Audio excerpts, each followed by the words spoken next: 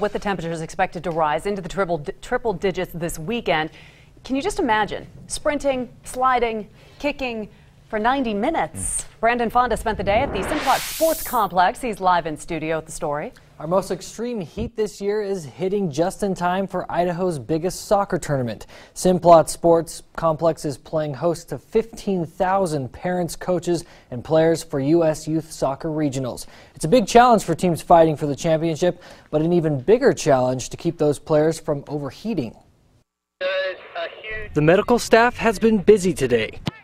With 20 fields being used at the Simplot Sports Complex, that means more than 400 players are playing at the same time, so injuries are common.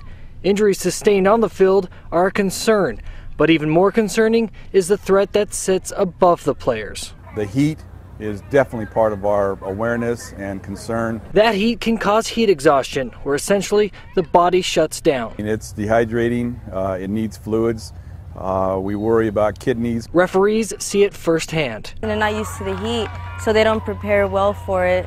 And yeah, a lot of players do go down, as well as referees. Today's high only reached the low 90s, but by Sunday, the day of the finals, temperatures will hit nearly 110 degrees. 6-7 days of straight heat is probably a lot for the girls. Parents are doing everything they can to keep their kids safe. We typically have one parent who's in charge of bringing a big cooler full of water. But hydration before and after the game isn't enough. It's during the 90 minutes of play that worries the health staff. Player safety is the #1 priority, especially with a tournament of this magnitude in regards to, players coming from all around the region. That's why U.S. Youth Soccer is doing more to keep the players on the field rather than in the ambulance. If it's, starting to get hot and it's obvious, then we'll kind of make it protocol for all the referees to start implementing water breaks. About midway through each half, we break for about a minute or two, have the players go over to their benches, grab a quick drink of water, and then head back out there. The timeout may stop the flow of the game, but it's a necessary one,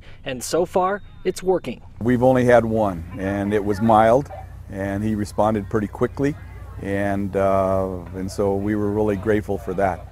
The medical staff warned that players aren't the only risk to dehydration and heat exhaustion. They say in this kind of heat, parents should keep a close eye on how their kids are acting. Being lethargic, confusion, and not sweating are all signs of dehydration. Live in studio, Brandon Fonda, Idaho on your side.